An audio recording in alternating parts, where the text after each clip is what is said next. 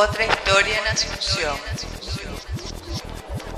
Caperuza Verde, harta de los dimes y diretes de su anticuada abuela, harta de perder el tiempo en la escuela, dio por fin razón al barrio y sus chismes, y se fugó con el lobo feroz.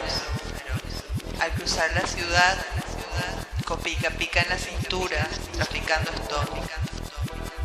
Caperuza Verde, ojos de niña, cuerpo de mujer, pasea Asunción. De noche se rebuscan los boliches, de día con el lobo hace el amor.